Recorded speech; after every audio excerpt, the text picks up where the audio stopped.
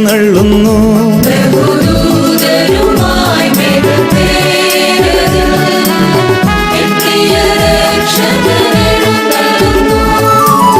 സർവമിഴികളും ദർശിച്ചിടുമാ പ്രത്യക്ഷതയൻ യേശു വരുമ്പോൾ.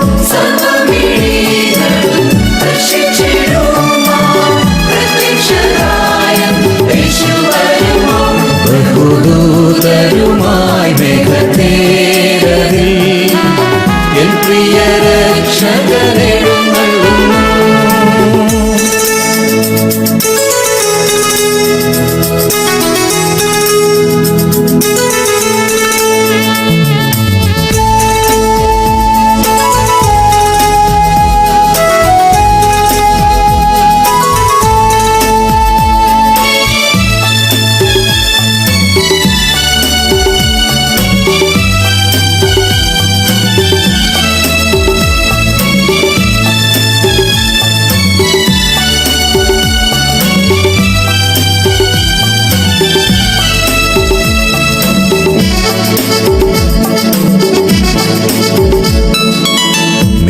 പിണർ പോൽ ശോഭിക്കുമാദിനം പ്രധാന ദൂതൻ തൻ കാഹളം കേട്ടിടുമ്പോൾ.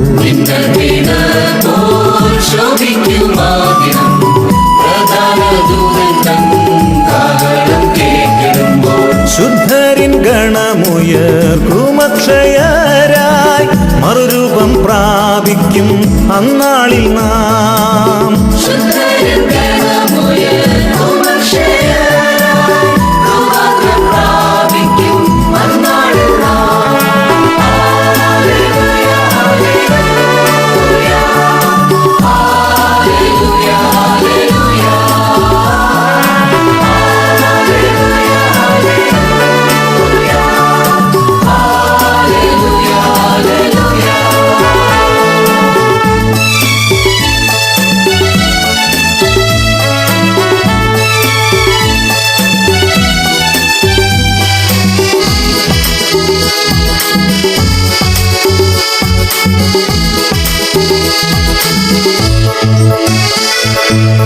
തൻ വരവിൻ ദിനം അത്ഭുതമാം ദിനം രോഗദുഃഖാദികൾ മാറിടുമാദിനം.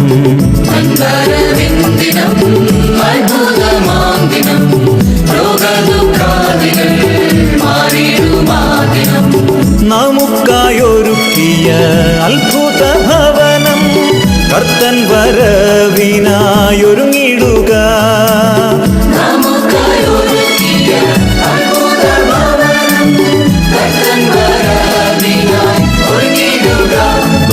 ബഹുദൂതരുമായി മേഘത്തേരതിൽ എൻ പ്രിയ രക്ഷകനെഴുന്നള്ളുന്നു.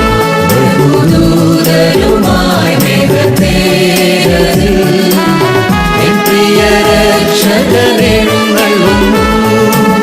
സർവമിഴികളും ദർശിച്ചിടുമാ പ്രത്യക്ഷതയൻ യേശു വരുമ്പോൾ.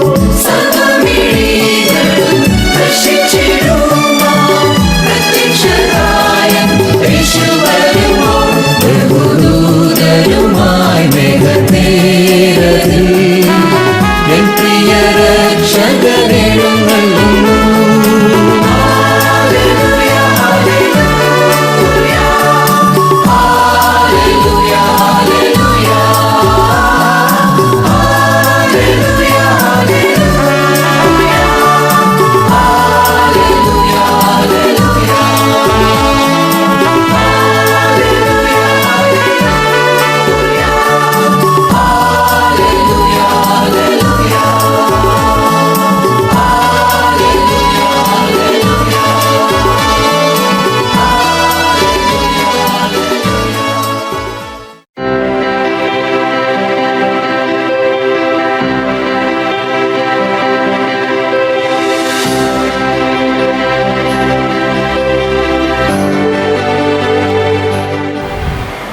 ദൈവത്തിൻ്റെ അതിപരിശുദ്ധ നാമം വാഴ്ത്തപ്പെടുമാറാകട്ടെ.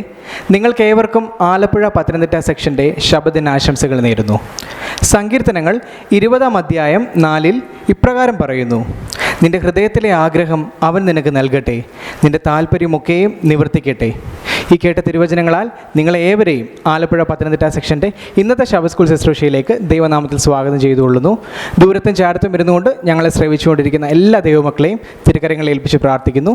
നമ്മുടെ ഇന്നത്തെ ശുശ്രൂഷയുടെ ആരംഭമായി നമുക്ക് ഏവർക്കും ഒരുമിച്ച് പാട്ടുപുസ്തകത്തിലെ 67-ാമത്തെ ഗാനം പാടാം. 67 എന്നുള്ളമേ സ്തുതിക്കാ നീ.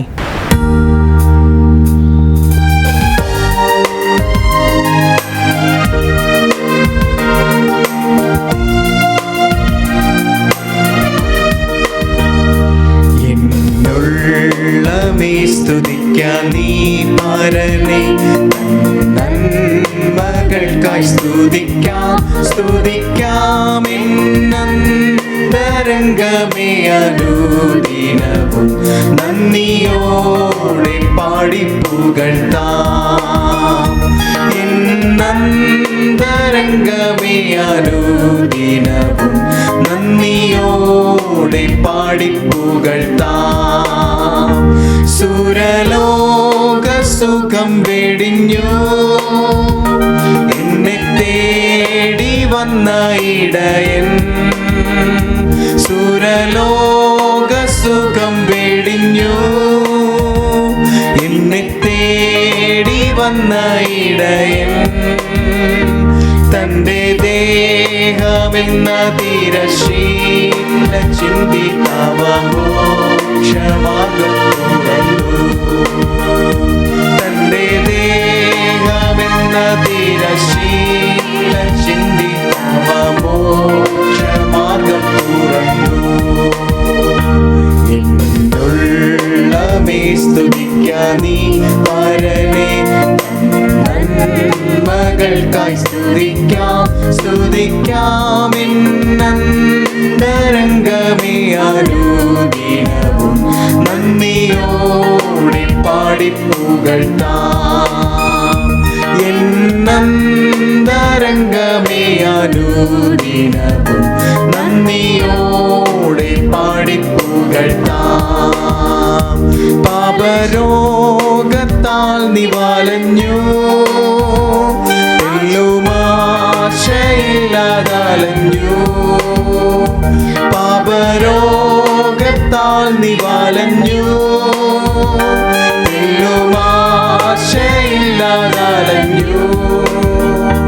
പാരം കേണിടുമ്പോൾ തിരുമേനി അതിൽ നിന്റെ വ്യാധിയെല്ലാം വഹിച്ചു. പാരം കേണിടുമ്പോൾ തിരുമേനി അതിൽ നിന്റെ വ്യാധിയെല്ലാം വഹിച്ചു. എന്നുള്ളമേ സ്തുതിക്കാ നീ പരനെ, നന്മകൾക്കായി സ്തുതിക്കാം സ്തുതിക്കാം എന്നന്തരംഗമേ അനുദിനവും നന്ദിയോടെ പാടി പുകഴ്ത്താം. എന്നന്തരംഗമേ അനുദിനവും നന്ദിയോടെ പാടി പുകഴ്ത്താം. ആത്മാവിനാലെ നിറച്ചു, ആനന്ദമുള്ളിൽ പകർന്നു. ആത്മാവിനാലെ നിറച്ചു, ആനന്ദമുള്ളിൽ പകർന്നു. പ്രത്യാശ വർദ്ധിപ്പിച്ചു പാലിച്ചിടും തവ സ്നേഹമതിശയമേ. പ്രത്യാശ വർദ്ധിപ്പിച്ചു പാലിച്ചിടും തവ സ്നേഹമതിശയമേ. എന്നുള്ളമേ സ്തുതിക്കാ നീ പരനെ, നന്മകൾക്കായി സ്തുതിക്കാം സ്തുതിക്കാം എന്നന്തരംഗമേ അനുദിനവും നന്ദിയോടെ പാടി പുകഴ്ത്താം. എന്നന്തരംഗമേ അനുദിനവും നന്ദിയോടെ പാടി പുകഴ്ത്താം. തുടർന്ന് തിരുവചനം വായിക്കുന്നതിനായി മിസ്റ്റർ ലിൻസ്പി ബോവാസിനെ ക്ഷണിച്ചുകൊള്ളുന്നു. 121 സങ്കീർത്തനം 1 മുതൽ 3 വരെ. ഞാൻ എൻ്റെ കണ്ണ് പർവ്വതങ്ങളിലേക്ക് ഉയർത്തുന്നു. എനിക്ക് സഹായം എവിടെ നിന്ന് വരും? എനിക്ക് സഹായം ആകാശത്തെയും ഭൂമിയെയും ഉണ്ടാക്കിയ യഹോവയിൽ നിന്ന് വരുന്നു. എൻ്റെ കാൽ വഴുതുവാൻ അവൻ സമ്മതിക്കുകയില്ല. നിന്നെ കാക്കുന്നവൻ മയങ്ങുകയുമില്ല. ഇസ്രായേലിൻ്റെ പരിപാലകൻ മയങ്ങുകയുമില്ല, ഉറങ്ങുകയുമില്ല. തുടർന്ന് ശബത്ത് സ്കൂൾ ശുശ്രൂഷയുടെ അനുഗ്രഹത്തിനായി പ്രാർത്ഥിക്കുന്നതിന് ബഹുമാനപ്പെട്ട പാസ്റ്റർ മാത്യു എം ജോർജിനെ സ്വാഗതം ചെയ്യുന്നു. പ്രാർത്ഥിക്കാം. ഞങ്ങളെ ഏറ്റവും അധികമായി സ്നേഹിക്കുകയും പരിപാലിക്കുകയും വഴിനിർത്തുകയും ചെയ്യുന്ന ഞങ്ങളുടെ സ്വർഗീയ പിതാവേ, മനോഹരമായ നല്ലൊരു ശബത്ത് ദിവസത്തിനായി ഞങ്ങൾ അങ്ങേ നന്ദിയോടെ സ്തുതിക്കുന്നു. അങ്ങയുടെ മക്കളാകുന്ന അടിയങ്ങൾക്ക് ഒരു പ്രാവശ്യം കൂടെ ദൈവത്തെ വിളിച്ചപേക്ഷിക്കുവാൻ ദൈവം ഞങ്ങൾക്ക് ഒരുക്കി തന്നതായ വലിയ ഭാഗ്യത്തെ ഓർത്ത് ഞങ്ങൾ അങ്ങേ സ്തുതിക്കുന്നു. ഞങ്ങളെക്കായി എത്രയോ ശ്രേഷ്ഠർ ഈ ലോകത്ത് അനവധി ഭാരങ്ങളാൽ ഭാരപ്പെടുമ്പോൾ ദൈവം ഞങ്ങളെ അതിശയകരമായി ഈ നിമിഷം വരെയും നടത്തിയ വിധങ്ങളെ ഓർത്ത് ഞങ്ങൾ അങ്ങേ സ്തുതിക്കുന്നു. കർത്താവെ, അങ്ങ് തരുന്ന ഓരോ നിമിഷവും അങ്ങേക്ക് പ്രസാദമുള്ള ജീവിതം നയിച്ചുകൊണ്ട് ഞങ്ങളുടെ ജീവിതത്തെ നയിപ്പാൻ കർത്താവ് ഞങ്ങളെ സഹായിക്കണമെന്ന് പ്രാർത്ഥിക്കുന്നു. അടിയങ്ങളുടെ ജീവിതത്തിൽ വന്നുപോയ എല്ലാ കുറവ് വശങ്ങളെയും കർത്താവെ അങ്ങ് ക്ഷമിക്കണമേ എന്ന് പ്രാർത്ഥിക്കുന്നു. വിശേഷാൽ ഇന്നത്തെ ശുശ്രൂഷയെ ദൈവത്തിൻ്റെ കരങ്ങളിൽ സമർപ്പിച്ച് പ്രാർത്ഥിക്കുന്നു. അങ്ങ് അനുഗ്രഹിക്കണമേ എന്ന് പ്രാർത്ഥിക്കുന്നു. ഈ ശുശ്രൂഷയിൽ പങ്കെടുക്കുന്ന ഓരോ വ്യക്തികളെയും ദൈവത്തിൻ്റെ കരങ്ങളിൽ സമർപ്പിക്കുന്നു.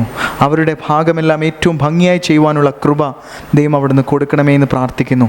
ഇന്ന് ഞങ്ങളെ ശ്രവിച്ചുകൊണ്ടിരിക്കുന്ന ഓരോ വ്യക്തികളെയും ദൈവം അവിടുന്ന് അനുഗ്രഹിക്കണമേ എന്ന് പ്രാർത്ഥിക്കുന്നു. ഇത് അവരുടെ ഓരോരുത്തരുടെയും ജീവിതത്തിൽ ഒരു അനുഗ്രഹമായി തീരുവാൻ ഈ ശുശ്രൂഷയെ ദൈവം അവിടുന്ന് മുഖാന്തരമാക്കി തീർക്കണമേ എന്ന് പ്രാർത്ഥിക്കുന്നു. ഞങ്ങളെ ഇത്രത്തോളം നടത്തിയ നാഥ, തുടർന്നുള്ള ഓരോ നിമിഷങ്ങളും ഞങ്ങളെ നടത്തണമെന്ന് പ്രാർത്ഥിക്കുന്നു. സകലതും യേശുവിൻ്റെ നാമത്തിൽ ഏറ്റവും താഴ്മ അപേക്ഷിക്കുന്നു. കൃപയുടെ കേൾക്കണം പിതാവേ, ആമേൻ. ആഗോളപരമായി നടക്കുന്ന മിഷൻ വേലയുടെ ഇന്നത്തെ ഭാഗം അവതരിപ്പിക്കുന്നതിനായി മിസ്സസ് ലിജി ജോയ്മോനെ ക്ഷണിച്ചുകൊള്ളുന്നു.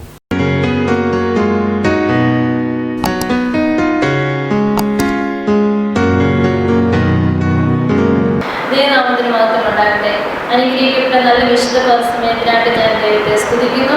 ഇന്ന് പകൽക്കാലം നമുക്ക് വായിച്ചു കേൾക്കാനുള്ള മിഷൻ റിപ്പോർട്ട് ഗിനിയയിലെ കൊണാക്രിയിലുള്ള ഊമു ടുറേ ഗിനിയ എന്ന് പറയുന്ന വ്യക്തിയെക്കുറിച്ചാണ്. ഇവരുടെ ഭർത്താവ് മരിച്ചതിന് ശേഷം ഇവർ അസുഖം ബാധിച്ച കിടപ്പിലാണ്. അവരുടെ കാൽമുട്ടുകൾ നീര് വെച്ച് നടക്കുവാൻ വയ്യാത്ത അവസ്ഥയിലാണ്. ഉറക്കം എന്ന് പറയുന്നത് അവർക്കില്ല. ഒരു കുടുംബ വീട്ടിൽ കൂട്ടുകുടുംബത്തിലാണ് ഈ ഊമു താമസിച്ചുകൊണ്ടിരിക്കുന്നത്.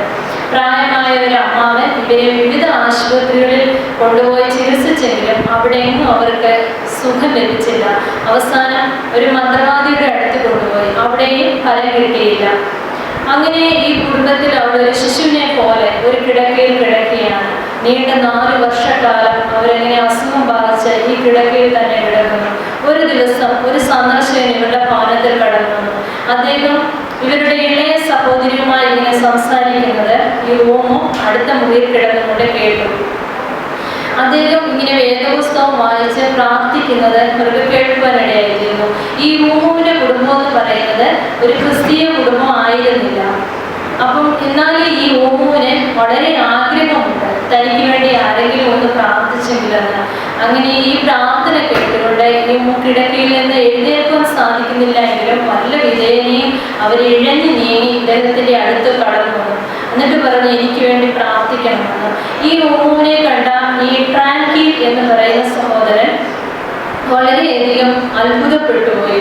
അദ്ദേഹം അന്നേരം അവർക്ക് വേണ്ടി പ്രാർത്ഥിച്ചില്ല. പ്രാർത്ഥിക്കാതെ അദ്ദേഹം അവിടെ നിന്ന് കടന്നുപോയതിന് ശേഷം 3 ദിവസം കഴിഞ്ഞിട്ട് വീണ്ടും ഈ ഭവനത്തിൽ കടന്നു വന്നു. എന്നിട്ട് ഈ അമ്മയോട് പറഞ്ഞു, ഞാൻ അമ്മയ്ക്ക് വേണ്ടി പ്രാർത്ഥിക്കാൻ പോവുകയാണ്. ഇവർക്ക് വളരെയധികം സന്തോഷം തോന്നി. അവർക്ക് എന്നിട്ട് ഈ പ്രാൻകിയിൽ 1 യോഹന്നാന്റെ സുവിശേഷം 4-ാം അധ്യായം 4-ാം വാക്യം വായിച്ചു. കുഞ്ഞുങ്ങളെ, നിങ്ങൾ ദൈവത്തിൽ നിന്നുള്ളവരാകുന്നു, അവരെ ജയിച്ചുമിരിക്കുന്നു. നിങ്ങളിലുള്ളവർ ലോകത്തിലുള്ളവരെക്കാൾ വലിയവരായിരുന്നു. പിന്നീട് അദ്ദേഹം പ്രാർത്ഥിക്കാനായിട്ട് കണ്ണുകൾ അടച്ചു.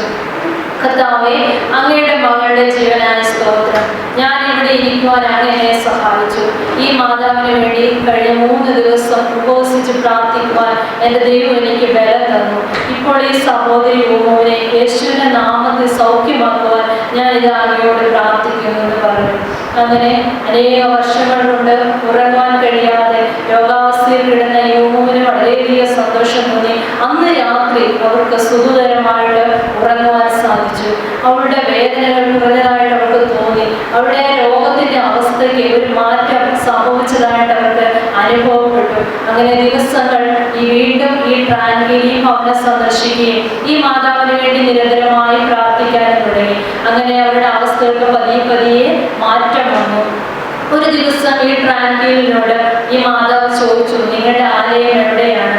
എനിക്ക് അവിടെ വരുന്നതിന് താല്പര്യമുണ്ടെന്ന് പറഞ്ഞു. അങ്ങനെ ട്രാൻക്വിലിന് സന്തോഷമായി. അദ്ദേഹം തൻ്റെ മോട്ടോർ സൈക്കിളിൽ ഈ മാതാവിനെ ഇരുത്തി ആലയത്തിലേക്ക് കൊണ്ടുപോയി. 3 ആഴ്ചക്കാലം ഈ മാതാവ് തുടർച്ചയായിട്ട് ഈ ദേവാലയത്തിൽ കടന്നു. ഓരോ ശബ്ദങ്ങളിലും ഇത് ആവർത്തിച്ചു കഴിഞ്ഞു. 4ാമത്തെ ശബ്ദമായപ്പോൾ ഈ ട്രാൻക്വിൽ നോക്കുമ്പോൾ ഈ മാതാവ് തനിയെ നടന്ന് ആലയത്തിലേക്ക് വരുന്നതായിട്ട് അദ്ദേഹത്തിന് കാണുവാൻ സാധിച്ചു. വളരെയധികം സന്തോഷം തോന്നി. ആ ട്രാൻക്വിൽ നോക്കുമ്പോൾ ഈ മാതാവ് തനിയെ ആലയത്തിന്റെ മുറ്റത്തൂടെ നടക്കുന്നു. അവർ വേഗം പറഞ്ഞു, ഇത് യേശുവിന്റെ അത്ഭുത പ്രവൃത്തിയാണ്. അപ്പം ആ മാതാവിന് അത് വളരെയധികം വിശ്വാസം തോന്നി. ഈ ഊമൂന്റെ കുടുംബാംഗങ്ങൾ ഒരിക്കലും ഇതിനെ അംഗീകരിച്ചില്ല. അവർക്ക് ഈ ഊമൂന് സൗഖ്യമായതിനൊക്കെ വളരെ സന്തോഷമുണ്ടെങ്കിലും ഒരു ക്രിസ്ത്യാനി ആകുന്നതിനോ ഈ ആരാധനയ്ക്ക് പോകുന്നതിനോ ഒക്കെ അവരെതിരായിരുന്നു. അങ്ങനെ ഈ കൂട്ടുകുടുംബത്തിന്റെ ഒരു കുടുംബയോഗം ഈ മാതാവായ അമര എന്ന് പറയുന്ന വ്യക്തി വിളിച്ചുകൂട്ടിയിട്ട് പറഞ്ഞു, നമ്മളുടെ മതത്തിൽ നിന്നും ഈ ഊമു വ്യത്യസ്തമായി മാറിക്കൊണ്ടിരിക്കുന്നു. അതുകൊണ്ട് ഞാൻ എൻ്റെ ഒരു കയ്യിൽ ബൈബിളും ഒരു കയ്യിൽ നമ്മുടെ വിശുദ്ധ ഗ്രന്ഥവും പിടിച്ചിരിക്കുന്നു. ഇതിലേത് നിനക്ക് സ്വീകരിക്കാം. ഒരു കാര്യം നീ ഓർക്കണം, നീ ബൈബിളാണ് സ്വീകരിക്കുന്നെങ്കിൽ ഈ കുടുംബവുമായിട്ട് നിനക്ക് പിന്നെ യാതൊരു ബന്ധവും ഉണ്ടായിരിക്കുന്നതല്ല എന്ന് അവളോട് പറഞ്ഞു. ഓമിന് വളരെയധികം സങ്കടം തോന്നി. അവളപ്പോൾ ആ 4 വർഷക്കാലം അവളുടെ അവസ്ഥയും ദൈവം അവളെ വിടുവിച്ചതൊക്കെയും അവൾ നോക്കി. അവൾ സ്വർഗത്തിലേക്ക് നോക്കിക്കൊണ്ട് പറഞ്ഞു, ഞാൻ ഈ ബൈബിൾ വിശ്വസിക്കുന്നു എന്ന് പറഞ്ഞു. ഈ ബൈബിൾ ഞാൻ സ്വീകരിക്കുന്നു. ആ അമ്മാവിന് വളരെയധികം ദേഷ്യം തോന്നി അവളിത് പറഞ്ഞു കേട്ടപ്പോൾ. അദ്ദേഹം വന്നിട്ട് അവളോട് പറഞ്ഞു, അങ്ങനെയെങ്കിൽ നീ ആ ബൈബിളിൽ നിന്ന് ഞങ്ങളെ വായിച്ചു കേൾപ്പിക്കുക എന്ന് പറഞ്ഞു. അപ്പം ഈ അപ്പോൾ വളരെയധികം പുഷ്യം വെച്ചിട്ട് അവളുടെ കണ്ണുകളിൽ നിന്ന് കണ്ണിന് ധാരധാരയായി ഒഴുകാൻ തുടങ്ങി. കാരണം എന്താണെന്ന് അറിയാമോ? അവൾക്ക് സ്കൂളിൽ പോയിട്ടില്ല, വായിക്കാൻ അറിയത്തില്ല. ഇത് കുടുംബാംഗങ്ങൾക്കെല്ലാം അറിയാം. എന്നിട്ട് അവൾ പറയുകയാണ്, നിങ്ങൾക്കറിയാം എനിക്ക് വായിക്കാൻ അറിയത്തില്ല എന്ന്, പിന്നെ നിങ്ങൾ എന്നെ എന്തിനു വിഷമിപ്പിക്കുന്നു എന്ന് അവൾ ചോദിച്ചു. പക്ഷെ അവൾ പറഞ്ഞു, ഞാൻ ഒന്ന് വിശ്വസിക്കുന്നു, എനിക്ക് വേണ്ടി പ്രാർത്ഥിച്ച മനുഷ്യൻ ഈ വേദപുസ്തകത്തിൽ നിന്ന് വായിച്ച് പ്രാർത്ഥിച്ചത് കൊണ്ടാണ് ഞാൻ ഇന്ന് സൗഖ്യമുള്ളവളായി കാണപ്പെടുന്നത്. അതുകൊണ്ട് ഞാൻ ബൈബിളിനെ വിശ്വസിക്കുന്നുവെന്ന് ഈ ഊമ പറയുവാനിടയായി. അതുകൊണ്ട് എനിക്കും നിങ്ങൾക്കും വേണ്ടി നിശ്ചയമായിട്ടും ഈ ദൈവത്തിന് കൂടുതൽ ചെയ്യുവാൻ കഴിയുമെന്നും അവരോട് പറഞ്ഞു. ഈ അമ്മാവനായ അമര ദേഷ്യത്തോടെ കുടുംബാംഗങ്ങളോട് പറഞ്ഞു, അവരുടെ എല്ലാ സാധനങ്ങളും നിങ്ങൾ പായ്ക്ക് ചെയ്യുക, ഇവളൊരു ക്രിസ്ത്യാനിയായിരിക്കുന്നു, ക്രിസ്ത്യാനിയുടെ അടുക്കൽ പൊയ്ക്കൊള്ളുക എന്ന് പറഞ്ഞിട്ട് അവിടെ കുടുംബത്തിൽ നിന്ന് പുറത്തു പോകാനായിട്ട് ഇടയായി. ഈ ഊമു അവിടെ നിന്നും പോയി തന്റെ സുഹൃത്തുക്കളോടൊപ്പം പല ദിവസങ്ങൾ കഴിഞ്ഞു. നമുക്കൊക്കെ അറിയാം, ഒരു സുഹൃത്തുക്കളോടൊക്കെ താമസിക്കുന്നതൊക്കെ വളരെ ബുദ്ധിമുട്ടാണ്. എങ്കിലും യേശുവിന് വേണ്ടി അവൾ അതൊക്കെയും സഹിക്കുവാനിടയായിത്തീർന്നു. ഇതറിഞ്ഞ് അവളുടെ സഭാംഗങ്ങൾ അവൾക്ക് വേണ്ടി ആ ആലയത്തിന്റെ മുറ്റത്ത് തന്നെ ഒരു താമസ സൗകര്യം ഒരുക്കി കൊടുത്തു. അപ്പോൾ അവർക്ക് വളരെ സന്തോഷമായി. ഇന്ന് ഒരു പുതിയ കുടുംബമായിട്ട് ഈ ദൈവത്തിന് സ്തോത്രം ചെയ്തുകൊണ്ട് അവൾ അവിടെ ജീവിക്കുന്നു. എന്നിട്ട് തീരുമാനമെടുത്തു, ഞാൻ എന്നും എൻ്റെ കർത്താവിനായി യേശുവിനോട് കൂടെ ആയിരിക്കുമെന്ന്.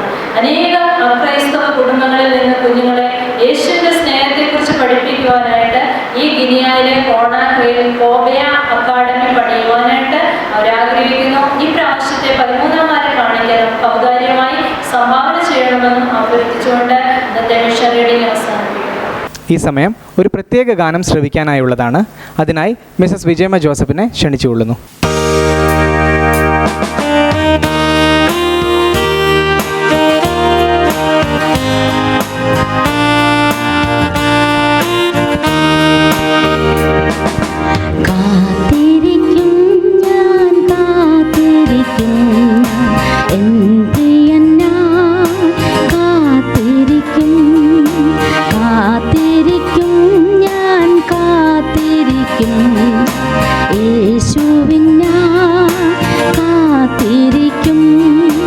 ലോകത്തിൻ മോടി ഉല്ലാസമോഹം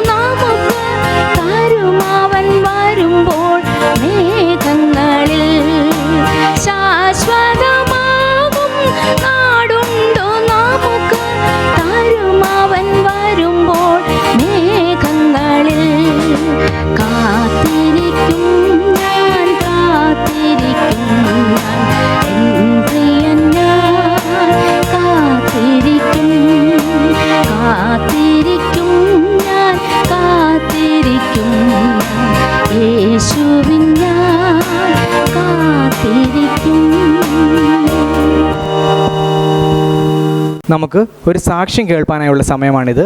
അതിനായി മിസ്റ്റർ ബിനോ ജോണിനെ ക്ഷണിച്ചുകൊള്ളുന്നു. എൻ്റെ പേര് ബിനോ ജോൺ. ഞാൻ പുന്നവേലി സഭയുടെ ഒരു മെമ്പറാണ്. ഏകദേശം 20 വർഷത്തോളം ഞാൻ വിദേശത്തായിരുന്നു. അപ്പം എൻ്റെ സാക്ഷ്യം എനിക്കിന്ന് പറയണമെന്ന് ഞാൻ എൻ്റെ പാസ്റ്ററോട് പറഞ്ഞു. അപ്പോൾ അങ്ങനെയാണ് ഞാനിന്നിവിടെ എത്തിയിരിക്കുന്നത്. എൻ്റെ സാക്ഷ്യത്തിന് മുമ്പായിട്ട് എനിക്കൊരു പാട്ട് പാടണമെന്ന് ആഗ്രഹമുണ്ട്. അതിനുശേഷം എൻ്റെ സാക്ഷ്യത്തിലേക്ക് കടക്കാം.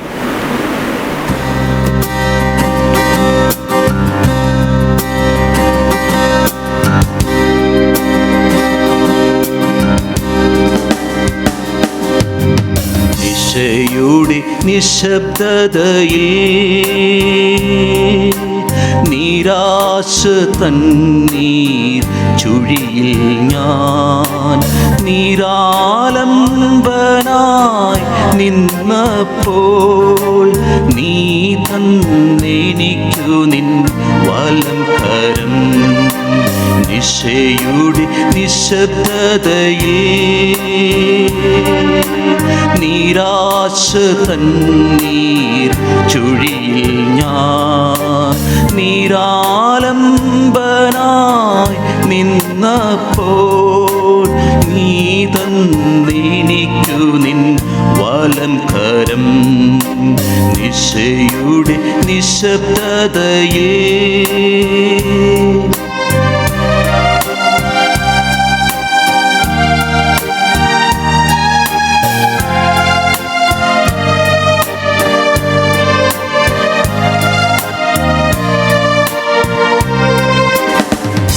ഇന്നു നീ എന്നിൽ ജീവിക്കുന്നു.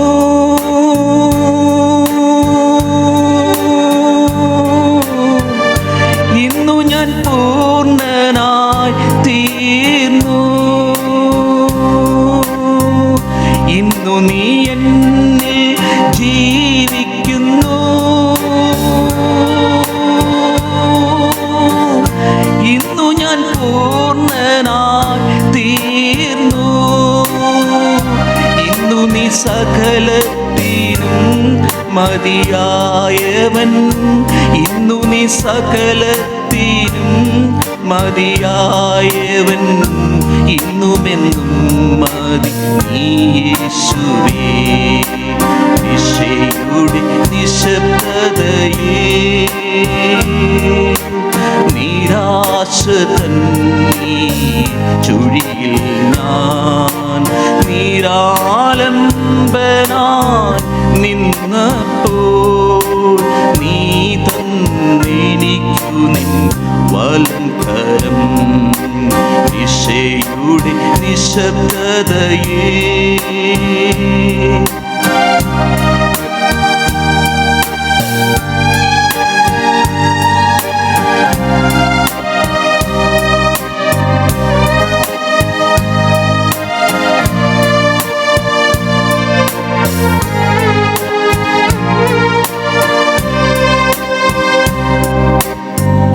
ഒരു നാൾ മേഘേ നീ വരുമ്പോൾ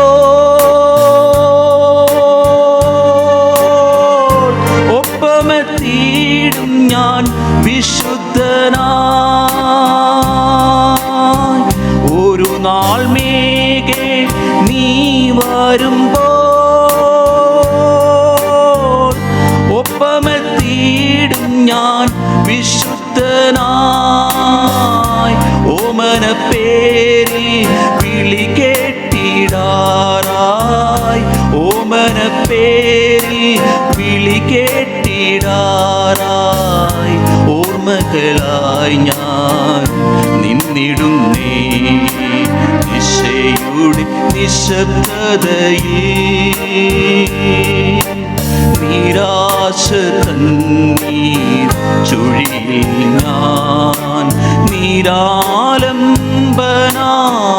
നിന്നപ്പോൾ നീ തന്നെനിക്കു നിൻ വലം കരം. നിശയുടെ നിശബ്ദതയിൽ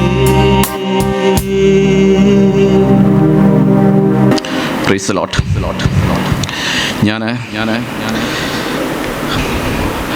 ഓൾറെഡി ഞാൻ പറഞ്ഞായിരുന്നു, ഞാൻ 20 വർഷം വിദേശത്തായിരുന്നു.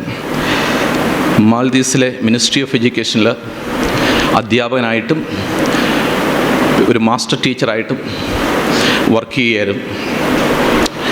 അങ്ങനെ ഇരിക്കുമ്പോഴാണ് 2017 എനിക്ക് മാലേ ക്യാപിറ്റൽ സിറ്റിയിലോട്ട് ഞാൻ പോകാനായിട്ട് തീരുമാനിച്ചു.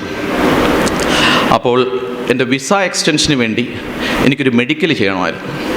അങ്ങനെ മെഡിക്കൽ ചെയ്ത് നോക്കിയപ്പം എൻ്റെ ലെഫ്റ്റ് ലങ്സ് വൈറ്റ് നിറത്തിലാണ് കാണുന്നത്. ഒരു ലെഫ്റ്റ് ലങ്സ് ശരിക്കും പറഞ്ഞാൽ അത് എക്സ്റേയിൽ അത് ശരിക്കും പതിഞ്ഞിട്ട് പോലുമില്ല. അപ്പം എൻ്റെ സുഹൃത്തായിരുന്ന ഡോക്ടർ പെട്ടെന്ന് അവിടെ വന്നിട്ട് എന്നോട് പറഞ്ഞു, ഇതെന്തോ കാര്യമായ പ്രശ്നങ്ങളുണ്ട്, പക്ഷേ എനിക്ക് യാതൊരു വിധമായ സിംറ്റംസോ ഒന്നും, ഒരു ശ്വാസം മുട്ടലോ ഒരു പ്രശ്നങ്ങളോ അന്ന് വരെ ഉണ്ടായിട്ടുമില്ല. പെട്ടെന്ന് എനിക്ക് വളരെ വിഷമമായി. ഞാൻ ഉടനെ നാട്ടിൽ വന്ന് കോട്ടയത്ത് ഒരു ഹോസ്പിറ്റലിൽ ചെക്ക് ചെയ്തപ്പോൾ, ഡയഗ്നോസ് ചെയ്തപ്പോൾ അത് ലെഫ്റ്റ് ലങ്ങിൽ ഒരു ട്യൂമറാണെന്ന് മനസ്സിലായി. ശരിക്കും പറഞ്ഞാൽ തകർന്നുപോയ അവസരങ്ങളായിരുന്നു. കാരണം ഞാൻ വളരെ ചെറുപ്പത്തിലെ ജീവിതത്തിൽ സെറ്റിലായ ഒരു മനുഷ്യനാണ്. 2 കുഞ്ഞുങ്ങളും ഞാനും എൻ്റെ മാതാപിതാക്കന്മാരും ഞങ്ങൾ സന്തോഷകരമായി കഴിയുകയായിരുന്നു. പെട്ടെന്നാണ് ഇങ്ങനൊരു സംഭവം ഉണ്ടായത്. പിന്നെ ഞങ്ങൾ ഒട്ടും താമസിച്ചില്ല, അടുത്ത ദിവസം തന്നെ നേരെ വെല്ലൂർക്ക് പോയി. വെല്ലൂർ CMC മെഡിക്കൽ കോളേജിൽ 2017 ഏകദേശം ഡിസംബർ 2 മുതൽ അവിടെ ചികിത്സയിലായിരുന്നു.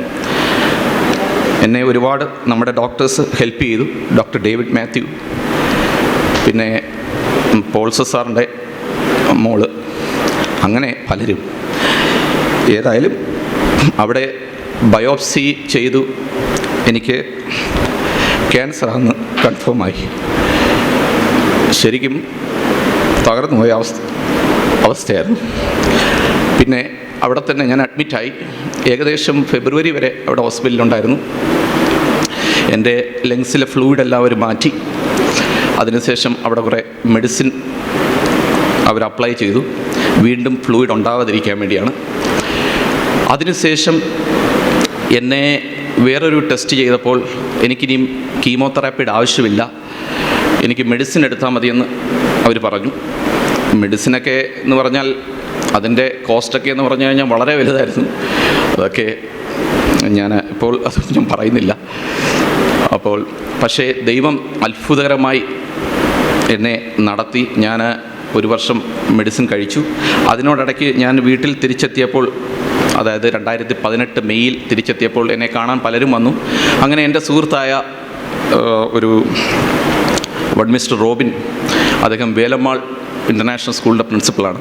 ഞങ്ങൾ ഒരുമിച്ച് മാൽദീവ്സിൽ വർക്ക് ചെയ്തതാണ്. അപ്പോൾ അദ്ദേഹം എന്നെ കണ്ടിട്ട് പറഞ്ഞു, നീ ഇപ്പോൾ ഹെൽത്തി ആയിട്ടിരിക്കുകയാണല്ലോ, വേഗം വന്ന് എൻ്റെ സ്കൂളിൽ ജോയിൻ ചെയ്യാൻ പറഞ്ഞു. പെട്ടെന്ന് ഞാൻ മധുരൈ വേലമ്മാൾ സ്കൂളിൽ അവിടുത്തെ ACU ആയിട്ട്, അക്കാഡമിക് കോർഡിനേറ്ററായിട്ട് ജോയിൻ ചെയ്തു. അവിടെ 1 വർഷം വർക്ക് ചെയ്തു. അവിടെ ഞാൻ മധുരൈ ഇംഗ്ലീഷ് ചർച്ചിൽ അറ്റൻഡ് ചെയ്തിട്ടുണ്ട്. എൻ്റെ സാക്ഷ്യം ഞാൻ അവിടെ പങ്കുവച്ചിട്ടുമുണ്ട്. അങ്ങനെ പിന്നെ വീണ്ടും മാൽഡീവ്സിൽ നിന്ന് ഒരുപാട് വിളികൾ വന്നു വീണ്ടും തിരിച്ചു ചെല്ലാനായിട്ട്. പിന്നെ അങ്ങനെ അപ്പം ഞാൻ ഓർത്തു, ഓക്കെ, ഇപ്പം ഞാൻ ആരോഗ്യത്തോടെ ഇരിക്കുകയല്ലേ, തിരിച്ചു പോകാം. അങ്ങനെ 2018 ആ സ്കൂൾ ഇയർ കഴിഞ്ഞപ്പം എനിക്ക് ശരിക്കും മധുരയിൽ നിന്ന് പോകാൻ താല്പര്യമില്ലായിരുന്നു. പക്ഷേ അവരുടെ സമ്മർദ്ദവും വിളിയൊക്കെ ആയപ്പോൾ ഞാൻ വീണ്ടും തിരിച്ചു പോയി 1 വർഷം അവിടെയും വർക്ക് ചെയ്തു. ഒരു കുഴപ്പമില്ല, 2 വർഷം പ്രശ്നങ്ങളൊന്നുമില്ല. ഈ വർഷം ഞാൻ അവിടുത്തെ ഹോളിഡേയ്സ് എന്ന് പറയുന്നത് നവംബർ ഡിസംബറാണ്. അത് കഴിഞ്ഞിട്ട് ജനുവരിയിൽ ഞാൻ പോകാൻ തുടങ്ങിയപ്പോൾ എൻ്റെ ഫാദർ എന്നോട് പറഞ്ഞു, എടാ, നിൻ്റെ സ്വഭാവത്തിലൊക്കെ എന്തോ മാറ്റങ്ങളുണ്ട്, അതുകൊണ്ട് ഈ പ്രാവശ്യം നീ പോവരുതേ. പക്ഷേ ഞാൻ CMC പോയി, ഡോക്ടറിൻ്റെ ഉപദേശത്തും കൊണ്ടാണ് ഞാൻ പിന്നെയും പോകാമെന്ന് വെച്ചത്. പക്ഷേ ഞാൻ പോയി, ശരിക്കും എൻ്റെ സ്വഭാവത്തിൽ മാറ്റങ്ങളുണ്ടായിരുന്നു. എനിക്ക് എൻ്റെ ലങ്സിൻ്റെ കംപ്ലീറ്റായിട്ട് എൻ്റെ യേശു പ്രാർത്ഥിച്ച് അത് മാറ്റി. പക്ഷേ അതെനിക്ക് വിശ്വാസമുണ്ട്, ഇപ്പോഴും വിശ്വസിക്കുന്നു. പക്ഷേ ഈ ക്യാൻസർ സെൽ എപ്പോഴും മെറ്റാസ്റ്റാറ്റിക് ആണ്. അത് ലിംഫിലും അത് ബ്ലഡിലും പടർന്നു കഴിഞ്ഞാൽ എപ്പോൾ വേണമെങ്കിലും അത് തിരിച്ചു വരാം. പക്ഷേ ഞാൻ പ്രതീക്ഷിച്ചു മേ ബി ഞാൻ ഒത്തിരി ഓൾഡായി കഴിയുമ്പോഴേ ഇനിയും വീണ്ടും രണ്ടാമതൊരു അറ്റാക്ക് വരത്തുള്ളൂ എന്നാണ് ഞാൻ പ്രതീക്ഷിച്ചത്. പക്ഷേ ഈ വർഷം ജനുവരിയിൽ ഞാൻ മാലയിലായിരുന്നു. എൻ്റെ സ്വഭാവത്തിന് വ്യത്യാസങ്ങളുണ്ടെന്ന് കൂടെയുള്ള കൊളീഗ്സ് എൻ്റെ വീട്ടിൽ വിളിച്ചറിയിച്ചു. എന്നോട് വീട്ടുകാർ തിരിച്ചു വരാൻ പറഞ്ഞു, ഒത്തിരി നിർബന്ധിച്ചു. പക്ഷേ ഞാൻ അവരോടെല്ലാം തർക്കിച്ചതേ ഉള്ളൂ, എനിക്കൊരു പ്രശ്നവുമില്ല. അവസാനം എനിക്ക് പ്രശ്നമുള്ളതായിട്ട് എനിക്ക് തോന്നിത്തുടങ്ങി. ഫെബ്രുവരി 12-ാം തീയതി ഞാൻ തിരിച്ചെത്തി. ഏകദേശം ലോക്ക്ഡൗണിന് 2 ആഴ്ച മുമ്പേ ഞാൻ തിരിച്ചെത്തിയിട്ട് നേരെ CMCയിലാണ് പോയത്. പക്ഷേ CMCയിൽ ഞങ്ങൾക്ക് അന്നേരം ഡോക്ടറിനെ കാണാനും പറ്റിയില്ല, അവിടെ ഒന്നും ചെയ്യാൻ പറ്റിയില്ല. ഒരാഴ്ച ഞങ്ങളവിടെ തങ്ങി, പക്ഷേ ഒന്നും ചെയ്യാൻ പറ്റിയില്ല. അപ്പോഴത്തേക്കും എൻ്റെ ഓർമ്മശക്തി ഇങ്ങനെ നശിച്ചുകൊണ്ടിരിക്കുകയായിരുന്നു. അങ്ങനെ തിരിച്ചെത്തി പെട്ടെന്ന് ബിലീവേഴ്സ് മെഡിക്കൽ കോളേജിൽ അഡ്മിറ്റ് ചെയ്തു. അവർ പെട്ടെന്ന് ബ്രെയിനിൻ്റെ CT സ്കാൻ എടുത്തു. CT സ്കാൻ എടുത്തപ്പോൾ 3 ഒരു എഡീമ, ഒരു ട്യൂമർ പോലില്ല, ഒരു ചെറിയ മാലിഗ്നൻറ്റ് സെൽസ്, ഒരു ചെറിയ സ്പ്രെഡുണ്ട്. അപ്പോൾ അത് കാരണമാണ് എൻ്റെ ഓർമ്മശക്തി ഇങ്ങനെ നശിച്ചുകൊണ്ടിരുന്നത്. എന്നെ നേരെ ICUയിലോട്ട് മാറ്റി, ബിലീവേഴ്സ് ചർച്ച് മെഡിക്കൽ കോളേജിൻ്റെ ICUയിലോട്ട്. ഡോക്ടേഴ്സ് പറഞ്ഞു ഇദ്ദേഹത്തിൻ്റെ ഓർമ്മശക്തിയും സ്പീച്ചും മൊത്തമായി നഷ്ടപ്പെടാൻ പോവുകയാണ്. ഇദ്ദേഹം ഇനിയും ഒരു 1-2 ദിവസത്തിൽ കൂടുതൽ ജീവിച്ചിരിക്കാൻ സാധ്യതയില്ല. കാരണം ഇതുപോലുള്ള കേസുകൾ ബ്രെയിനിൽ വന്നു കഴിഞ്ഞാൽ പിന്നെ മാക്സിമം ഒരു 3 ദിവസം. എനിക്കൊന്നും അറിയില്ല, എനിക്കൊന്നും ഓർമ്മയില്ല. എൻ്റെ വൈഫും എൻ്റെ പേരൻസും പറഞ്ഞുള്ള അറിവേ ഉള്ളൂ. നേരെ എന്നെ പുഷ്പഗിരി മെഡിക്കൽ കോളേജിലോട്ട് മാറ്റി. അവരും പറഞ്ഞു സെയിം, ഞങ്ങൾക്കൊന്നും ചെയ്യാനില്ല, ഈ പേഷ്യൻറ്റിൻ്റെ എല്ലാ അവസ്ഥകളും എത്തിക്കഴിഞ്ഞിരിക്കുകയാണ്, അതുകൊണ്ട് വേണമെങ്കിൽ ഞങ്ങൾ റെഫർ ചെയ്യാം റീജിയണൽ ക്യാൻസർ സെൻറ്റർ ട്രിവാൻഡ്രത്തോട്ട്. എന്നെ അവിടോട്ട് റെഫർ ചെയ്തു. അവിടെ ചെന്നപ്പോഴും ഡോക്ടേഴ്സ് ഇതേ അഭിപ്രായം പറഞ്ഞു. എന്നിട്ട് അവർ പറഞ്ഞു, ഒരു കാര്യം ചെയ്യും, ഏതായാലും നിങ്ങൾ കോട്ടയം അടുത്തല്ലേ, ഞങ്ങൾ അങ്ങോട്ട് റെഫറിൽ എഴുതിത്തരാം. അങ്ങനെ ഞങ്ങൾ അപ്പം തന്നെ ഒരു ആംബുലൻസിൽ കോട്ടയം മെഡിക്കൽ കോളേജിൽ കൊണ്ടുപോയി. അവിടെ ഡോക്ടർ എന്നെ പരിശോധിച്ചിട്ട് പറഞ്ഞു, ആദ്യം അദ്ദേഹം എൻ്റെ ലങ്സിൻ്റെ CT എടുത്തപ്പോൾ കംപ്ലീറ്റായിട്ട് ക്യൂർ ആയിട്ടുണ്ട്. അപ്പോൾ ഡോക്ടർ പറഞ്ഞു, അയ്യോ നിങ്ങളുടെ ലങ്സിൻ്റെ കംപ്ലീറ്റ് ക്യൂറാണ്, അതുകൊണ്ട് എനിക്കൊരു കോൺഫിഡൻസ് ഉണ്ട്, ഒരു കാര്യം ചെയ്യും, ഞാനിവിടെ റേഡിയേഷൻ സ്റ്റാർട്ട് ചെയ്യാം, പിന്നെ വേറൊരു മെഡിസിനും കൂടെ ഉണ്ട്, അതും കൂടെ തരാം. അങ്ങനെ എന്നെ അവിടെ അഡ്മിറ്റ് ചെയ്തു. അങ്ങനെ അവിടെ ഒരു 10 ദിവസം കഴിഞ്ഞപ്പോഴത്തേക്ക്, അപ്പുറം ഈ റേഡിയേഷനും കൂടെ ആയപ്പോഴത്തേക്ക് എൻ്റെ ഓർമ്മശക്തി കംപ്ലീറ്റ് പോയി. എനിക്ക് സംസാരിക്കാനും പറ്റാതായി, ഞാൻ ബെഡിൽ മാത്രം. അപ്പം പുഷ്പഗിരിയിലെയും ബിലീവേഴ്സിലെയും ഡോക്ടേഴ്സ് പറഞ്ഞു, ഇദ്ദേഹം ഇനിയും ബെഡ് റിഡൻ ആയിരിക്കും, ബെഡിൽ നിന്ന് എഴുന്നേക്കാൻ യാതൊരു സാധ്യതയില്ല. എൻ്റെ വൈഫ് പോലും അങ്ങനെ വിചാരിച്ചു. പക്ഷേ എൻ്റെ കണ്ണിൽ നിന്ന് കണ്ണുനീര് വരുന്നുണ്ടായിരുന്നു. ഞാൻ പ്രാർത്ഥിക്കുമായിരുന്നു മനസ്സിൽ. എനിക്ക് ഉറപ്പായിരുന്നു ഞാനൊരു ദിവസം എഴുന്നേക്കും. എല്ലാവരെയും അത്ഭുതപ്പെടുത്തി 1 മാസത്തിനുള്ളിൽ ഞാൻ കട്ടിലിൽ നിന്ന് ഞാൻ നടക്കാൻ തുടങ്ങി. എല്ലാവരും അറിഞ്ഞു. എന്നെ അറിയാവുന്നവരാരും വിശ്വസിക്കുന്നില്ല.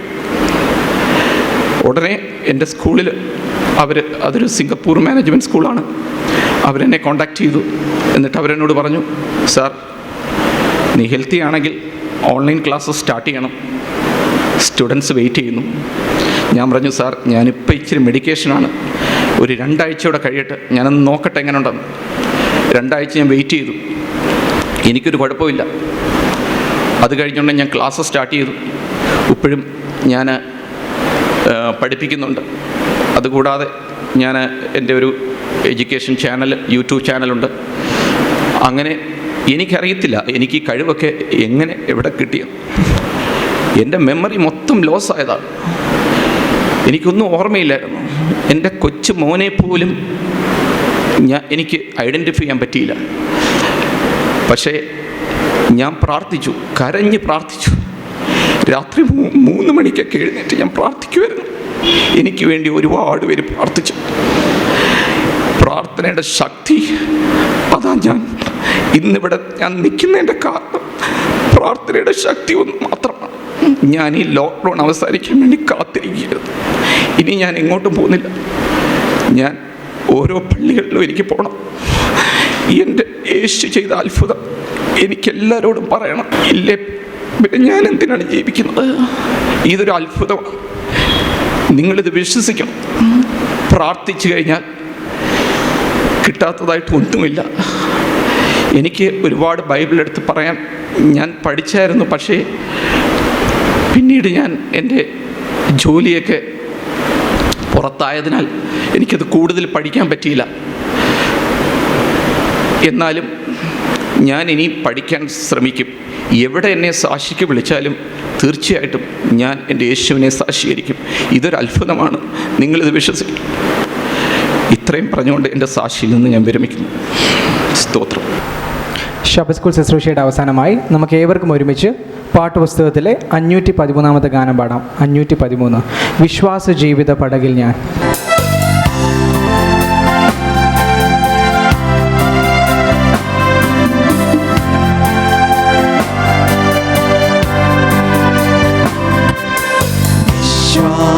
ജീവിത പാടകിൽ ഞാൻ സിയോൻ നഗരിയിൽ പോകുന്നു. ഞാൻ വിശ്വാസനായകൻ യേശുവേ നോക്കി വിശ്രമദേശത്തു പോകുന്നു. ഞാൻ വിശ്വാസനായകൻ യേശുവേ നോക്കി വിശ്രമദേശത്തു പോകുന്നു. ഞാൻ അലകൾ പാടകിൽ ആടിച്ചെന്നാൽ അല്ലലോരൽപ്പവുമില്ലെനിക്ക്. ആഴിയും മൂഴിയും നിർമ്മിച്ച നാഥൻ അഭയമായെന്നരികിലുണ്ട്. ആഴിയും മൂഴിയും നിർമ്മിച്ച നാഥൻ അഭയമായെന്നരികിലുണ്ട്. മരണനീഴലിൻ താഴ്വരയിൽ ശരണമായെനിക്കേശുവുണ്ട്. കാരളലിഞ്ഞു എൻ കൈകൾ പിടിച്ച് കരുതേ നടത്തും അന്ത്യം വരെ. കാരളലിഞ്ഞു എൻ കൈകൾ പിടിച്ച് കരുതേ നടത്തും അന്ത്യം വരെ.